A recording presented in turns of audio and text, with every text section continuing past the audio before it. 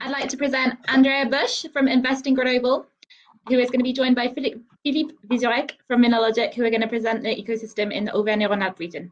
Thank you, guys. Hi, thanks, Kate. Thanks, Peter, for your presentation. And thanks just in general to Minalogic to have invited me to speak today. For those who may not know Grenoble Alps, our city is really at the doorstep to the French Alps. As such, Grenoble has been a chosen destination for people who are outdoor enthusiasts. Oh, I'm having trouble. There we go. For outdoor enthusiasts. In this slide, we see kind of snippets of the things going on in Grenoble: rock climbing, hiking, paragliding, skiing. And in part, thanks to that high level of tourism, Grenoble has evolved to be a relatively well-connected city to other large French cities. So we're about an hour from Lyon, about 3 hours from Paris by high-speed train, and that's not it, about an hour and a half from Switzerland, and about 2 hours from Turin in Italy. So we're at a European crossroads, I would say.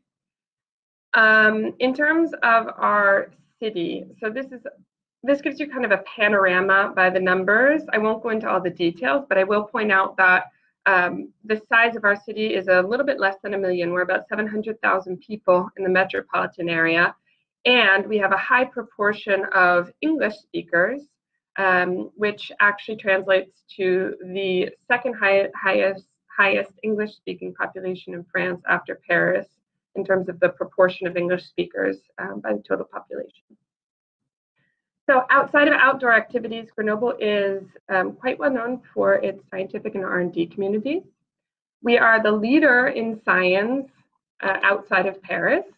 And you ask yourself, how was that determined? And I'll give you a couple of numbers. So we're number 2 in terms of the proportion of engineers to our total population. We have about 7.1 patents per 10,000 inhabitants, and we are the home to 5 incredible European research centers that include the ESRF, which is a particle accelerator, and the IILL, which is also a particle accelerator dedicated to neutrons. So that translates to about 45,000 people working in the digital sector as a whole, and within that I include the microelectronics sector.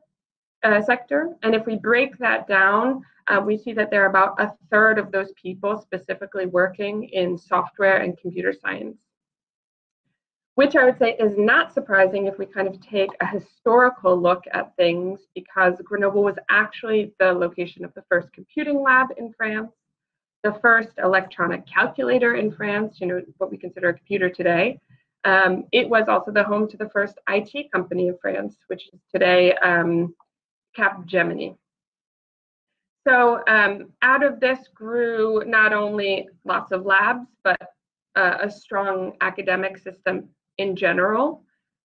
Today we are number 2 in France for computer science and engineering. And our university, our main university, which includes our engineering programs, is number 3 in France as a whole.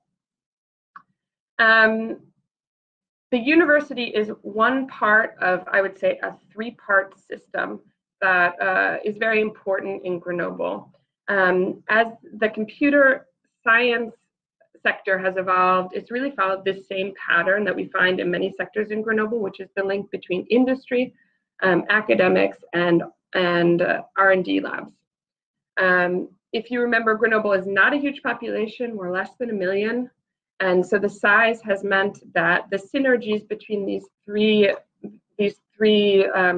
big sectors are numerous, and it's made the R&D synergies really opportune, I would say. So the result of those synergies has been really the emergence of innovation. Some people call us the European Silicon Valley. I don't think that's actually too exaggerated when we see the industry and the research going on here. It's also provided us with a very rich startup community. So these are just some of our startups. that you can see on this slide. I like to say it's a rich startup community, both figuratively because we have a lot of things going on, but also quite literally because we can see that there are a handful of Grenoble startups that have been among the largest fundraisers in France in general. The startup community, the R&D community, even the academic community and the industrial community, they're all supported by some major actors who go in the same kind of direction towards synergies, one of them being Minalogic. I won't go too far into their missions because I think they'll present themselves at some point today. We also are a center for INRIA, which is our national IT research institute. I think Philippe Brun is presenting later today, so he'll also go into more detail about what they're doing at INRIA in terms of AI. And speaking of AI, because that's why we're all here, this kind of brings us to why has AI become important in Grenoble. So if you kind of follow this whole history and how everything has evolved, in 2018, there was a national report on AI, the Villani report, and Grenoble was actually named as one of the 4 major centers of AI in France. And thanks to being named one of those 4 AI centers, was given an institute in AI that has now been built by our local actors and kind of developed by is evolving with our local actors. And I think later you'll also hear more about the MII because Philippe, who's going to present just after me from Minalogic, is going to go a little bit more into depth about what's being done at the MII. So I'm going to hand the mic over to Minalogic. It was a very fast overview of Grenoble. If you have any questions about Grenoble, if you or your companies are thinking about expanding to Grenoble, don't hesitate to be in contact. Our entity, Invest in Grenoble Hub, is here to help you get set up. Thanks. Thank you, Andrea. Good morning. This is Philippe Viactorac speaking. I will start by apologizing because I have a connectivity issue this morning and I'm unable to turn my camera on. So sorry for that. So as Andrea mentioned, we have the chance to have a multidisciplinary institute in AI in Grenoble. So there are 4 in France, so Grenoble, Nice, Paris, and Toulouse. The one in Grenoble, MII, is focusing on mostly 3 axes, which are the research, the education, and somehow the business. So with regards to, I'm going pretty fast because I think that Eric Gossier will talk in more detail about MII later today as well.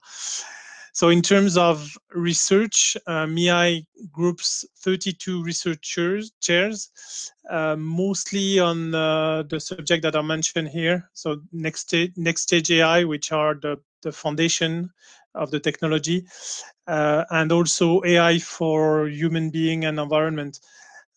In particular, Grenoble is one area that is ahead in terms of ethics and juridic matters about or legal matters about AI in the world, and that's a really great differentiator. In terms of education, MII has created 8 AI-centric masters. And also is setting up some continuing education for professionals that wants to integrate AI in their expertise. And for business, there are a number of initiatives like startup creation or startup identification or support. And basically, MII is mostly targeting 4 markets, which is health, environment, energy, industry of the future, and also AI for society. So if we go a bit further Grenoble and we talk about the entire Auvergne-Rhône-Alpes region, and it probably started thanks to the institute as well, There is a joint state region roadmap towards AI that has been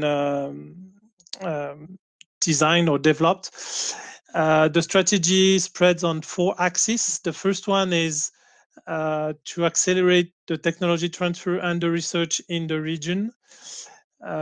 So we've just launched the AI 2025 research challenges, which are specific theses in AI that are funded by the region. This is only an illustration of that axis, but there will be more to come. The second axis is about the ecosystem animation. So basically, the idea is to build bridges between industry and research, and also to mutualize some expertise or platform. And we can cite AI platform from Accelera, which is dedicated to the environment market. The third axis is to, let's say, educate, quote unquote, the market to AI, because we hear a lot about AI, but nobody really know what we're talking about. So there are many initiatives like webinars. We have also released a quarterly innovation journal, which gathers articles from the ecosystem, and we will release a journal every quarter. And the fourth axis is to help AI spread into SMEs, and there are some mechanism to do so. So I'm just listing a few of them, but there will be more. So that's for the roadmap, the state region roadmap. If we go in a bit more in details, we can, let's say, put the actors of Auvergne-Rhône-Alpes on the following map. So we have I would say the core of the AI, which are the people and the structures that are making the artificial intelligence. So this is mostly public research labs, also with some private one like Naval Labs, for example, or ST Microelectronics, that is pretty active in that field in the region. The circle in the middle is the people that helps the AI to integrate. So I consider them as being the experts, with quote unquote, obviously. So there are large companies like Ethos, for example, or HP Enterprise or IBM in the region. And there are also a lot of small companies like Synapse AI or Data & Co. or Neovision, for example.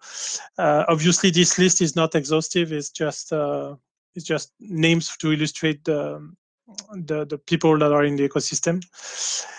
And the other surrounding cycle are the markets. So these are the application of AI, and we have many companies that leverage of the ecosystem, of the local ecosystem, to penetrate the market, which are mostly the industry of the future, energy and environment, and also medical device and health sector. Okay, so sorry for this brief introduction. We don't have much time, but feel free to interact with us if you need further information or need more questions. Thank you.